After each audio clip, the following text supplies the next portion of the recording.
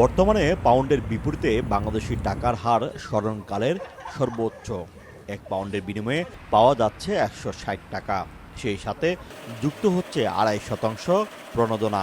দেশের আত্মীয় স্বজনরা যেন স্বাচ্ছন্দ্যে ঈদ উদযাপন করতে পারে, সেই জন্য প্রবাসী বাংলাদেশিরা রেমিটেন্স পাঠাচ্ছেন।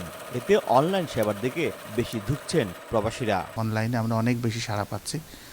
তো এখন যেটা দেখছি আমাদের এজেন্টের থেকে আমাদের অনলাইনে অনেক বেশি ট্রানজ্যাকশন হচ্ছে। টাকা পাঠাইছি আমি বাংলাদেশের জন্য, রেট ভালো এবং বাংলাদেশের লাগে আমার ফ্যামিলি সাপোর্টের লাগে আমি পয়সা পাঠাইছি। বাংলাদেশ ব্যাংকের সর্বশেষ তথ্য মতে চলতি মার্চ মাসের প্রথম ৮ দিনেই প্রবাসীরা পাঠিয়েছেন ৮১,৪৩,০০,০০০ মার্কিন ডলার, যা বাংলাদেশি মুদ্রায় ১০,০০০ কোটি টাকারও বেশি। এই ধারা অব্যাহত থাকলে মার্চ মাসের শেষে রেকর্ড পরিমাণ রেমিটেন্স দেশে প্রবেশ করবে।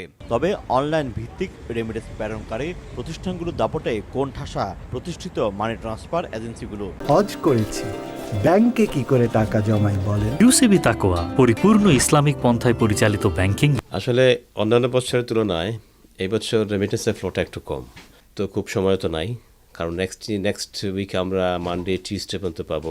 ঈদের মৌসুম যেহেতু আমরা যেভাবে আশা করছিলাম যে রেমিটেন্স ফ্লোটা এইভাবে হবে, কিন্তু আশানুরূপ এইভাবে হয় নাই। ঈদ উপলক্ষে প্রবাসীদের পাঠানো রেমিটেন্স দেশের অর্থনীতিতে ইতিবাচক প্রভাব রাখছে। আশা করা হচ্ছে মার্চ মাসের শেষ নাগাদ এই প্রবাহ নতুন এক মাইলফলক ছুঁয়ে যাবে। যুক্তরাজ্যে পাউন্ডের বিপরীতে টাকার দর রেকর্ড ছুঁয়েছে। বাংলাদেশি মালিকানাধীন এক্সচেঞ্জ হাউসগুলোর মালিকরা এবারের ঈদের মৌসুমে সর্বোচ্চ পরিমাণ ব্যবসার আশা দেখেছিল, তবে চিত্রটা সম্পূর্ণই ভিন্ন।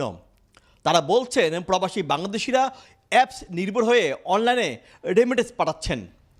শোয়েব কবির, সময় সংবাদ, লন্ডন।